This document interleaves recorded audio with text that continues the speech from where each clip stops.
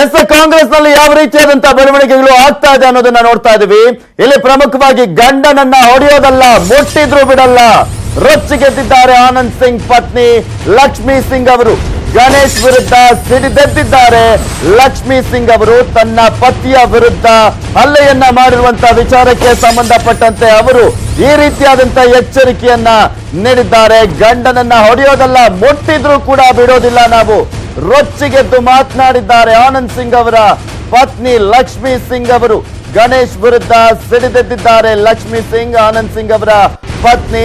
ಇಲ್ಲಿ ಪ್ರಮುಖವಾಗಿ ಆಗಿರುವಂತಹ ಹಲ್ಲೆಯ ವಿಚಾರಕ್ಕೆ ಸಂಬಂಧಪಟ್ಟಂತೆ ಸಿಟ್ಟಿಗೆದ್ದು ಅವರು ಮಾತನಾಡಿದ್ದಾರೆ. ಗಂಡನನ್ನ ಹೊಡೆಯೋದಲ್ಲ, ಅವರನ್ನ ಟಚ್ ಮಾಡಿದ್ರೂ ಕೂಡ ಬಿಡೋದಿಲ್ಲ ನಾವು. ಈ ರೀತಿಯಾಗಿ ಹಲ್ಲೆ ಮಾಡಿರೋದಕ್ಕೆ ಯಾವುದೇ ಕಾರಣಕ್ಕೂ ಕೂಡ ಕ್ಷಮೆ ಇಲ್ಲವೇ ಇಲ್ಲ ಅಂತ ಕೆಂಡಾಮಂಡಲರಾಗಿ ಆನಂದ್ ಸಿಂಗ್ ಅವರ ಪತ್ನಿ ಲಕ್ಷ್ಮೀ ಸಿಂಗ್ ಅವರು ಹೇಳಿರುವಂತದ್ದು. ಗಣೇಶ್ರನ್ನ ನಾವು ಸುಮ್ಮನೆ ಬಿಡೋದಿಲ್ಲ ಅಂತ ತಮ್ಮ ಆಕ್ರೋಶವನ್ನ ಹೊರಗಡೆ ಹಾಕಿದ್ದಾರೆ. ಗಣೇಶ್ ವಿರುದ್ಧ ದೂರು ಕೊಡೋದಾಗಿ ಕೂಡ ಅವರು ಗುಡುಗಿದ್ದಾರೆ. ಇಲ್ಲಿ ಪ್ರಮುಖವಾಗಿ ಲಕ್ಷ್ಮೀ ಸಿಂಗ್ ಅವರು ಆನಂದ್ ಸಿಂಗ್ ಅವರ ಪತ್ನಿ ಪ್ರಕರಣವನ್ನ ಮುಚ್ಚಿ ಹಾಕಲು ಕೈ ನಾಯಕರು ರಣತಂತ್ರವನ್ನ ಹೆಣಿತಾ ಇದ್ರೆ, ಆಸ್ಪತ್ರೆಯಲ್ಲೇ ಕೈ ನಾಯಕರ ಮಿಡ್ ನೈಟ್ ಮೀಟಿಂಗ್ ನಡೆದಿದೆ. ಇಲ್ಲಿ ಆಕ್ರೋಶವನ್ನ ವ್ಯಕ್ತಪಡಿಸಿದ್ದಾರೆ ಆನಂದ್ ಸಿಂಗ್ ಅವರ ಪತ್ನಿ ಲಕ್ಷ್ಮೀ ಸಿಂಗ್.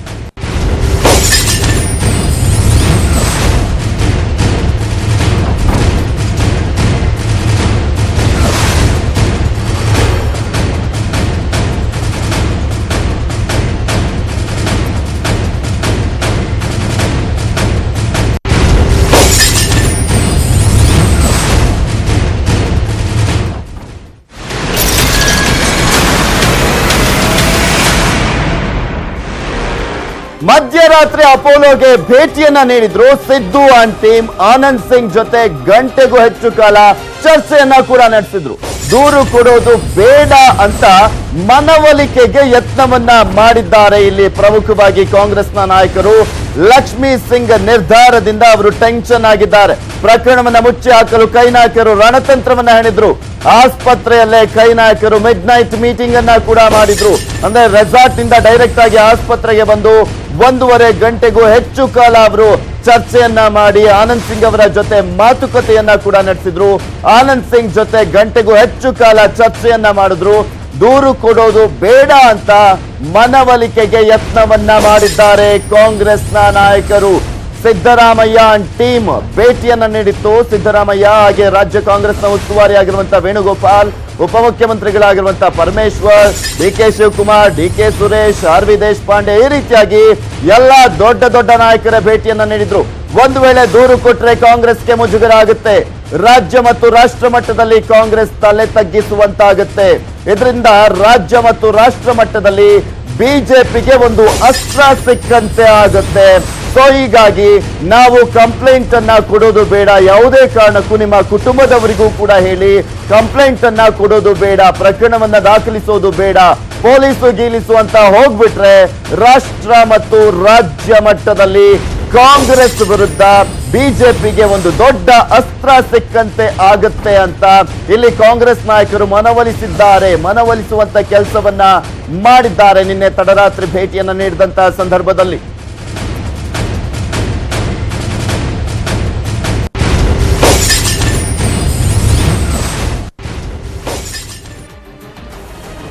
ಇಲ್ಲಿ ಪ್ರಮುಖವಾಗಿ ಶಾಸಕರ ನಡುವೆ ಕಿತ್ತಾಟ ಆಗಿರುವಂತಹ ವಿಚಾರಕ್ಕೆ ಸಂಬಂಧಪಟ್ಟಂತೆ ರೆಸಾರ್ಟ್ ನಲ್ಲಿ ಕಾಂಗ್ರೆಸ್ ಶಾಸಕರ ಕಿತ್ತಾಟದ ವಿಚಾರಕ್ಕೆ ಸಂಬಂಧಪಟ್ಟಂತೆ ನೋಡ್ತಾ ಇದ್ದೀವಿ. ಒಂದ್ ಕಡೆ ಆನಂದ್ ಸಿಂಗ್ ಅವರ ಪತ್ನಿಯ ಆಕ್ರೋಶ ಮತ್ತು ಒಂದ್ ಕಡೆ ಕಾಂಗ್ರೆಸ್ ನಾಯಕರು ಸಮಾಧಾನ ಪಡಿಸುವಂತ ಯತ್ನವನ್ನ ಮಾಡಿರೋದನ್ನ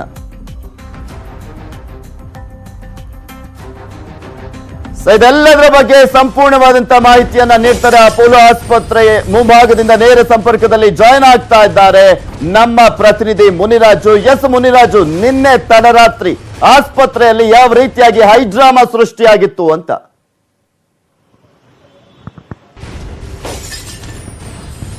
ಪೃಥ್ವಿ, ಏನು ನಿನ್ನೆ ತಡರಾತ್ರಿ ಕಾಂಗ್ರೆಸ್ನ ಹಿರಿಯ ನಾಯಕರೆಲ್ಲರೂ ಸಹ ಒಂದು ಆಸ್ಪತ್ರೆಗೆ ದೌಡಾಯಿಸಿದ್ರು. ಆನಂದ್ ಸಿಂಗ್ ಅವರ ಒಂದು ಆರೋಗ್ಯ ವಿಚಾರಿಸುವ ನೆಪದಲ್ಲಿ ಅವರನ್ನ ಸಮಾಧಾನ ಮಾಡುವಂತ ಕೆಲಸವೂ ಸಹ ಇಲ್ಲಿ ನಡೆಯಿತು. ಈ ವೇಳೆ ಆಸ್ಪತ್ರೆಯಲ್ಲಿ ಕಾಂಗ್ರೆಸ್ ನಾಯಕರಿಗೆ ಒಂದು ಆನಂದ್ ಸಿಂಗ್ ಒಂದು ಕುಟುಂಬದಿಂದ ಒಂದು ಭಾರಿ ಶಾಖೆ ಸಿಕ್ಕಿದೆ ಅಂತ ಹೇಳ್ಬೋದು. ಯಾಕಂದ್ರೆ ಆನಂದ್ ಸಿಂಗ್ ಅವರಿಂದ ಯಾವುದೇ ಕಾರಣಕ್ಕೂ ದೂರು ಕೊಡಬೇಡಿ, ಮತ್ತೆ ಇದನ್ನ ತನಿಖೆ ಮಾಡೋದು ಸಹ ಬೇಡ, ಇಲ್ಲಿಗೆ ಇದನ್ನ ಡ್ರಾಪ್ ಮಾಡಬೇಕು ಅನ್ನೋ ರೀತಿ ಒಂದು ಮಾತುಕತೆ ಮಾಡುವಂತದ್ದು, ಮತ್ತೆ ಅವ್ರನ್ನ ಸಮಾಧಾನ ಪಡಿಸಿದ್ರಿಂದ ಹೇಗಾದ್ರೂ ಮಾಡಿ ಅವ್ರನ್ನ ಈ ಮೂಡಿಂದ ಔಟ್ ಮಾಡಬೇಕು ಅಂತ ಹೇಳಿ ಸಹ ಸಾಕಷ್ಟು ಪ್ರಯತ್ನ ಪಟ್ಟಿದ್ರು. ಆದ್ರೆ ಅವರ ಕುಟುಂಬದವರು ಇದಕ್ಕೆ ಸುತಾರಾಮ್ ಒಪ್ಪೋದಕ್ಕೆ ಸಿದ್ಧರಿರಲಿಲ್ಲ. ಯಾಕಂದ್ರೆ ಆನಂದ್ ಸಿಂಗ್ ಅವರಿಗೆ ಒಂದು ಪ್ರಬಲವಾದ ಒಂದು ಬ್ಯಾಕ್ ಗ್ರೌಂಡ್ ಇದೆ, ಮತ್ತೆ ಅವರು ರಾಜಕೀಯವಾಗಿ ಸಿಕ್ಕಾಪಟ್ಟೆ ಬೆಳೆದಿದ್ದಂತ ವ್ಯಕ್ತಿ, ಮತ್ತೆ ಬಳ್ಳಾರಿಯಲ್ಲಿ ಅವ್ರದೇ ಆದ ವರ್ಚಸ್ಸು ಸಹ ಇದೆ. ಆದ್ರಿಂದ ನಾವು ಅವರನ್ನು ಯಾವುದೇ ಕಾರಣಕ್ಕೂ ಸುಮ್ಮನೆ ಬಿಡೋದಿಲ್ಲ ಅಂತ ಹೇಳಿ ಅವರ ಕುಟುಂಬದವರು ಒಂದು ಕಾಂಗ್ರೆಸ್ ನಾಯಕರಿಗೆ ಒಂದು ಭಾರಿ ಶಾಖನೆ ಕೊಟ್ಟಿದ್ದಾರೆ. ಅದರಲ್ಲೂ ಅವರ ಪತ್ನಿ ಲಕ್ಷ್ಮೀ ಸಿಂಗ್ ಏನಿದ್ದಾರೆ ಅವರೇ ಖುದ್ದಾಗಿ ಇದನ್ನ ನಾವು ಕೇಸ್ ಮಾಡ್ತೀವಿ, ಮತ್ತೆ ಇದನ್ನ ತನಿಖೆಯನ್ನು ಸಹ ಮಾಡಿಸ್ತೀವಿ, ಅವ್ರ ಮೇಲೆ ಒಂದು ಕ್ರಮ ಜರುಗಲೇಬೇಕು ಅನ್ನೋ ರೀತಿ ಒಂದು ಕಡಾಖಂಡಿತವಾಗಿ ಒಂದು ಕಾಂಗ್ರೆಸ್ ನಾಯಕರಿಗೆ ಒಂದು ಹೇಳಿರುವಂತದ್ದು. ಇದರಿಂದ ಏನೋ ಅವ್ರ ಕುಟುಂಬದವರು ಹೇಳಿದ ಒಂದು ಮಾತಿನಿಂದ ಕಾಂಗ್ರೆಸ್ ನಾಯಕರು ಎಲ್ಲ ಒಂದ್ ಕಡೆ ಶಾಖಗೆ ಒಳಗಾಗಿ ತಬ್ಬಿಬಾಗಿದ್ರು. ಕ್ಷಣಕಾಲ ಏನ್ ಮಾಡಬೇಕು, ಮುಂದೆ ಯಾವ ರೀತಿ ನಾವು ಇದನ್ನ ತೆಗೆದುಕೊಂಡು ಹೋಗ್ಬೋದು ಅನ್ನೋದ್ರ ಬಗ್ಗೆ ಒಂದು ಚಿಂತಾಕ್ರಾಂತರಾಗಿದ್ರು. ಯಾಕಂದ್ರೆ ಒಂದು ವೇಳೆ ಇದನ್ನ FIR ಮಾಡಿ ತನಿಖೆ ಮಾಡಿದ್ದೆ ಅದಲ್ಲಿ ರಾಷ್ಟ್ರ ಮಟ್ಟದಲ್ಲಿ ಕಾಂಗ್ರೆಸ್ಗೆ ಭಾರಿ ಹಿನ್ನಡೆ ಆಗುತ್ತೆ, ಒಂದು ರೀತಿ ಮುಜುಗರವೂ ಸಹ ಉಂಟಾಗುತ್ತೆ. ಮತ್ತೆ ಈ ಒಂದು ರೆಸಾರ್ಟ್ ರಾಜಕಾರಣ ಮಾಡಿದಂತ ರಾಜ್ಯ ನಾಯಕರಿಗೂ ಇದು ಒಂದು ರೀತಿ ಶೇಮ್ ಆಗುತ್ತೆ ಅನ್ನೋ ರೀತಿ ಇವ್ರಿ ಕಾಂಗ್ರೆಸ್ ನಾಯಕರಿಗೆ. ಮುನಿರಾಜು, ಮತ್ತಷ್ಟು ಮಾಹಿತಿಯನ್ನ ಪಡ್ಕೊಳ್ತೀನಿ. ಎಸ್, ಘಟನೆಯಿಂದ ಆನಂದ್ ಸಿಂಗ್ ಅವರು ಕೂಡ ಬೇಸರವನ್ನ ವ್ಯಕ್ತಪಡಿಸಿದ್ದಾರೆ. ಈ ಒಂದು ಘಟನೆಯಿಂದ ಆನಂದ್ ಸಿಂಗ್ ಅವರಿಗೂ ಕೂಡ ಬೇಜಾರಾಗಿದೆ, ಬೇಸರವನ್ನ ವ್ಯಕ್ತಪಡಿಸಿದ್ದಾರೆ. ಆನಂದ್ ಸಿಂಗ್ ಅವರು ಇಲ್ಲಿ ಪ್ರಮುಖವಾಗಿ ಈ ರೀತಿಯಾಗಿ ಆಗಬಾರ್ದಿತ್ತು ಅಂತ ಬೇಸರವನ್ನ ವ್ಯಕ್ತಪಡಿಸಿದ್ದಾರೆ. ನಾನು ಬಿಜೆಪಿಯ ಇನ್ಫಾರ್ಮರ್ ಅಲ್ಲ, ಗಣೇಶ್ ಹಲ್ಲೆಯಿಂದ ಅವಮಾನವಾಗಿದೆ ಅಂತ ತಮ್ಮ ನೋವನ್ನ ಕೂಡ ತೋಡ್ಕೊಂಡಿದ್ದಾರೆ. ಇಲ್ಲಿ ಪ್ರಮುಖವಾಗಿ ಆನಂದ್ ಸಿಂಗ್ ಮತ್ತು ಗಣೇಶ್ ನಡುವೆ ಜಗಳ ಆಗಿದ್ದು ಇದೇ ವಿಚಾರಕ್ಕೆ ಸಂಬಂಧಪಟ್ಟಂತೆ ನನ್ನ ವಿಚಾರವನ್ನ ಮುಟ್ಟಿಸಿದ್ದೀಯಾ ಕಾಂಗ್ರೆಸ್ ಹೈಕಮಾಂಡ್ಗೆ ಅಂತ. ಸೊ ಹೀಗಾಗಿನೇ ಅವರು ಹೊಡೆದಿರೋದು ಅಂತ ಕ್ಷೇತ್ರದ ಜನರಿಗೆ ಹೇಗೆ ನಾನು ಮುಖ ತೋರಿಸ್ಲಿ ಅನ್ನೋದು ಆ ಪ್ರಶ್ನೆಯನ್ನ ಕೂಡ ಹಾಕಿದ್ದಾರೆ. ಗಣೇಶ್ ಹಲ್ಲೆಯಿಂದ ನನಗೆ ಅವಮಾನವಾಗಿದೆ ಅಂತ ತನ್ನ ನೋವನ್ನ ತೋಡ್ಕೊಂಡಿದ್ದಾರೆ ಕಾಂಗ್ರೆಸ್ ನಾಯಕರ ಮುಂದೆ ಶಾಸಕ ಆನಂದ್ ಸಿಂಗ್ ಅವರು. ಈ ಒಂದು ಘಟನೆಯ ವಿಚಾರಕ್ಕೆ ಸಂಬಂಧಪಟ್ಟಂತೆ ನಾನು ಬಿಜೆಪಿಯ ಇನ್ಫಾರ್ಮರ್ ಕೂಡ ಅಲ್ಲ ಅಂತ ಹೇಳಿದ್ದಾರೆ. ಕ್ಷೇತ್ರದ ಜನರಿಗೆ ಈ ಘಟನೆ ಆದ್ಮೇಲೆ ಹೇಗೆ ನಾನು ಮುಖವನ್ನ ತೋರಿಸ್ಲಿ, ಎಲ್ಲರ ಎದುರು ತಲೆ ತಗ್ಗಿಸುವಂತಾಗಿದೆ. ಇಷ್ಟೆಲ್ಲ ಆದ್ಮೇಲೆ ರಾಜಕೀಯದಲ್ಲಿ ಇರ್ಬೇಕಾ ನಾನು ಅನ್ನುವ ಪ್ರಶ್ನೆಯನ್ನ ಕೂಡ ಕೇಳಿದ್ದಾರೆ. ಕಾಂಗ್ರೆಸ್ ನಾಯಕರಿಗೆ ರಾಜೀನಾಮೆ ಕೊಟ್ಟು ಮನೆಗೆ ಹೋಗ್ತೇನೆ, ನಾನು ರಾಜಕೀಯ ಬಿಟ್ಟು ಬಿಸ್ನೆಸ್ ನೋಡ್ಕೋತೀನಿ, ನಂಗೇನಿದೇನ್ ದೊಡ್ಡ ವಿಚಾರ ಅಲ್ವೇ ಅಲ್ಲ ಅನ್ನುವ ವಿಚಾರವನ್ನ ಕೂಡ ಅಲ್ಲಿ ಅವರು ತೋಡ್ಕೊಂಡಿರುವಂತದ್ದು, ತಮ್ಮ ಅಸಮಾಧಾನವನ್ನ ತೋಡ್ಕೊಂಡಿದ್ದಾರೆ. ನಾಯಕರ ಮುಂದೆ ಆನಂದ್ ಸಿಂಗ್ ಅವರು ತಮ್ಮ ಅಳಲನ್ನ ತೋಡ್ಕೊಂಡಿರುವಂತದ್ದು. ರಾಜೀನಾಮೆ ಬಿಸಾಕಿ ನಾನು ಮನೆಗೆ ಹೋಗ್ತೀನಿ, ಶಾಸಕ ಸ್ಥಾನ ಅನ್ನೋದು ನನಗೆ ಬೇಡವೇ ಬೇಡ. ಇಲ್ಲಿ ರಾಜೀನಾಮೆ ಕೊಟ್ಟು ಬಿಜೆಪಿಯ ಕದವನ್ನ ತಟ್ಟಾರ ಆನಂದ್ ಸಿಂಗ್. ಆನಂದ್ ಸಿಂಗ್ ಹೇಳಿಕೆಯಿಂದ ಈಗ ಕೈ ನಾಯಕರು ಕಂಗಾಲಾಗಿದ್ದಾರೆ. ಹೇಳಿಕೆಯಿಂದ, ಈ ಒಂದು ಆನಂದ್ ಸಿಂಗ್ ಅವರ ಹೇಳಿಕೆಯಿಂದ ಕಂಗಾಲಾಗಿದ್ದಾರೆ ಕಾಂಗ್ರೆಸ್ನ ನಾಯಕರು. ಮನವೊಲಿಕೆಗೆ ನಾಯಕರು ಯತ್ನವನ್ನ ಮಾಡ್ತಾ ಇದ್ದಾರೆ.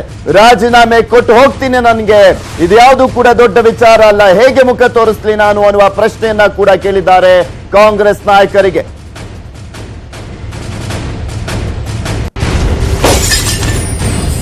ಮತ್ತಷ್ಟು ಮಾಹಿತಿಯನ್ನ ಪಡ್ಕೊಳ್ಳೋಣ. ನೇರ ಸಂಪರ್ಕದಲ್ಲೇ ಇದ್ದಾರೆ ನಮ್ಮ ಪ್ರತಿನಿಧಿ ಮುನಿರಾಜು. ಎಸ್ ಮುನಿರಾಜು, ಇಲ್ಲಿ ಪ್ರಮುಖವಾಗಿ ಕಾಂಗ್ರೆಸ್ ನಾಯಕರು ಸಾಕಷ್ಟು ಮನವೊಲಿಸುವಂತ ಪ್ರಯತ್ನವನ್ನ ಮಾಡಿದ್ರು ಕೂಡ ಆನಂದ್ ಸಿಂಗ್ ಮತ್ತು ಆನಂದ್ ಸಿಂಗ್ ಕುಟುಂಬದವರು ಸಮಾಧಾನ ಆಗಿಲ್ಲ. ರಾಜೀನಾಮೆ ಕೊಟ್ಟು ಬಿಸಾಕ್ತೀನಿ, ನನ್ಗೆ ಬೇಡ ಈ ಪದವಿ ಅಂತ ಎಚ್ಚರಿಕೆಯನ್ನ ಕೂಡ ಕೊಟ್ರಂತೆ ಆನಂದ್ ಸಿಂಗ್ ಅವರು.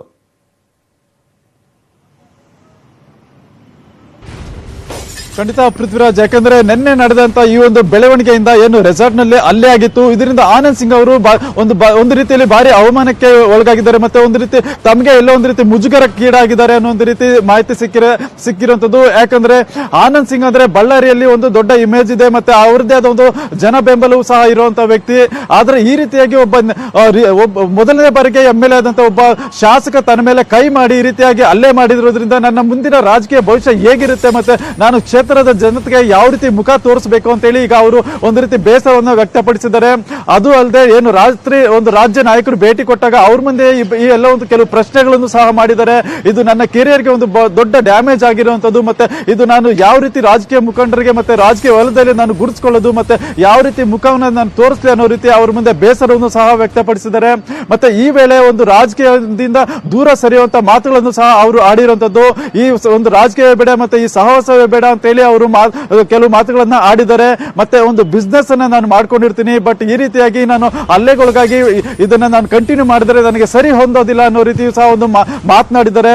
ಈ ಎಲ್ಲಾ ಮಾತುಗಳನ್ನ ಕೇಳಿದಂತ ರಾಜ್ಯ ಕಾಂಗ್ರೆಸ್ ನಾಯಕರು ಸಹ ಕೆಲವು ಕಾಲ ಮುಂದೆ ಏನ್ ಮಾಡಬೇಕು ಮತ್ತೆ ಅನ್ನೋದ್ರ ಬಗ್ಗೆ ಗೊಂದಲಕ್ಕೀಡಾಗಿದ್ದಾರೆ. ಮತ್ತೆ ಅವ್ರನ್ನ ಯಾವ ರೀತಿ ಸಮಾಧಾನ ಮಾಡಬೇಕು ಅಥವಾ ಅವರನ್ನ ಮುಂದೆ ಕಂಟಿನ್ಯೂ ಮಾಡುವಂಥದ್ದು ಅಥವಾ ಅವ್ರಿಗೆ ಯಾವ ರೀತಿ ನಾವು ಪ್ರಿಪೇರ್ ಮಾಡಬೇಕು ಅನ್ನೋದ್ರ ಬಗ್ಗೆ ಸಹ ಸಿಕ್ಕಾಪಟ್ಟೆ ಗೊಂದಲಕ್ಕೆ ಈಡಾಗಿದ್ದಾರೆ. ಮತ್ತೆ ಆದ್ರಿಂದ ಇವತ್ತು ಕೆಲವು ಬೆಳವಣಿಗೆಗಳು ಏನ್ ನಡೆಯುತ್ತೆ ಅದ್ರ ಮೇಲೆ ಆನಂದ್ ಸಿಂಗ್ ಅವರನ್ನ ಕಾಂಗ್ರೆಸ್ ನಾಯಕರು ಪಾರ್ಟಿಯಲ್ಲೇ ಉಳಿಸ್ಕೋದಕ್ಕೆ ಅಥವಾ ಅವ್ರನ್ನ ರಾಜಕೀಯವಾಗಿ ಮತ್ತೆ ಕಂಟಿನ್ಯೂ ಮಾಡೋದಕ್ಕೆ ಏನೆಲ್ಲ ಕಸರತ್ತು ಮಾಡ್ತಾರೆ ಅನ್ನೋದು ತೀವ್ರ ಕುತೂಹಲ ಕೆರಳಿಸಿರುವಂತದ್ದು. Prithviraj, okay, thank you Muniraju ನಿಮ್ಮೆಲ್ಲ ಡೀಟೇಲ್ಸ್ ಗಾಗಿ. ನೋಡ್ತಾ ಇದೀವಿ ಯಾವ ರೀತಿಯಾಗಿ ಕಾಂಗ್ರೆಸ್ ನಲ್ಲಿ ಡೆವಲಪ್ಮೆಂಟ್ಸ್ ಗಳು ಆಗ್ತಾ ಇದೆ ಅಂತ. ಏಗಲ್ಟನ್ ರೆಸಾರ್ಟ್ ನಲ್ಲಿ ಶಾಸಕರ ಗಲಾಟೆ ಪ್ರಕರಣಕ್ಕೆ ಸಂಬಂಧಪಟ್ಟಂತೆ ಆನಂದ್ ಸಿಂಗ್ ಅಷ್ಟೇ ಅಲ್ಲ, ಮಾಜಿ ಸಚಿವ ತನ್ವೀರ್ ಸೇಠ್ ಮೇಲೂ ಕೂಡ ಹಲ್ಲೆಯನ್ನ ಮಾಡಿದ್ದಾರೆ ಗಣೇಶ್.